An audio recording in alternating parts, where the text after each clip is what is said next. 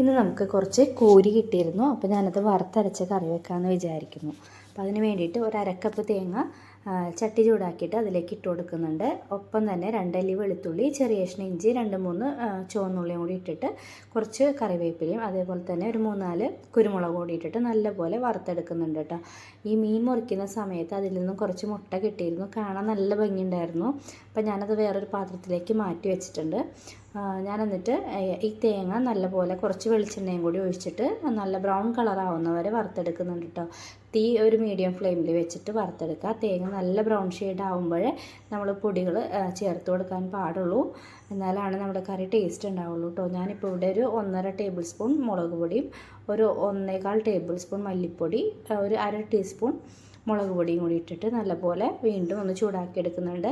ആ പൊടികളുടെ പച്ചമണമൊക്കെ പോകാൻ വേണ്ടിയിട്ടാണ്. എന്നിട്ട് ഞാനത് മിക്സിയുടെ ജാറിലേക്ക് ഇട്ട് കൊടുത്തിട്ട് പാകത്തിന് വെള്ളം ഒഴിച്ച് നല്ലപോലെ അരച്ചെടുക്കുന്നുണ്ട്. ഒരു ചട്ടി എടുത്തിട്ട് അതിലേക്ക് ഒരു തക്കാളി, 2 പച്ചമുളക്, കറിവേപ്പില, കുറച്ച് കുടംപുളിയും കൂടി ഇട്ടിട്ട് നമ്മൾ അരച്ച് വെച്ച അരപ്പും കുറച്ച് വെള്ളവും കൂടി ചേർത്ത് നല്ലപോലെ മിക്സ് ചെയ്ത് കൊടുക്കുക. ആവശ്യത്തിനുള്ള ഉപ്പും കൂടി ചേർത്തിട്ട് നമുക്ക് ഈ കറി തിളപ്പിച്ചെടുക്കണം. കറി തിളക്കുന്ന സമയത്ത് മാത്രം നമുക്ക് മീൻ ചേർത്താൽ മതി, അല്ലെങ്കിൽ നമ്മുടെ മീനൊക്കെ ഉടഞ്ഞു പോകും. ഇപ്പോൾ കറി തിളച്ച് വന്നിട്ടുണ്ട് കേട്ടോ.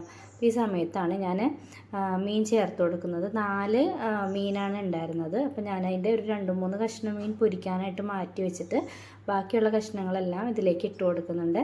ഈ കൂരിമീൻ്റെയൊക്കെ തല കഴിക്കാനാണ് ഏറ്റവും ടേസ്റ്റ്. അപ്പോൾ തലയുടെ കഷ്ണങ്ങളൊക്കെ തന്നെ ഞാൻ കറിയിലേക്ക് ഇട്ടിട്ടുണ്ട്. ഇപ്പോൾ ഏകദേശം നമ്മുടെ കറി വറ്റി വന്നിട്ടുണ്ട് കേട്ടോ. ഉപ്പൊക്കെ നോക്കിയപ്പോൾ പാകമായിരുന്നു. ഞാൻ കുറച്ച് ഉള്ളി വെളിച്ചെണ്ണയിൽ താളിച്ചിട്ട് ഒരു 2 കറിവേപ്പിലയും കൂടി ഇട്ട് ആ കറിയിലേക്ക് ഒഴിച്ചു കൊടുക്കുന്നുണ്ട്. അപ്പോൾ ഒന്നുകൂടി നമ്മുടെ കറി ടേസ്റ്റ് ആവും. അപ്പോൾ ഇങ്ങനെ ഒന്ന് എല്ലാവരും വെക്കുന്ന രീതി തന്നെയാണ്. പക്ഷേ എന്നാലും നിങ്ങൾ കൂരി വാങ്ങുന്ന സമയത്ത് ഈ മെത്തേഡിലൊന്നും കൂടി വെച്ച് നോക്കുക. അടിപൊളി ടേസ്റ്റ് തന്നെയാണ്. കറി ഒരു ദിവസം ഇരുന്നാലാണ് അതിൽ മീനിൽ ഉപ്പും പുളിയൊക്കെ പിടിക്കുകയുള്ളൂ. അപ്പോൾ എല്ലാവരും ട്രൈ ചെയ്ത് നോക്കണം.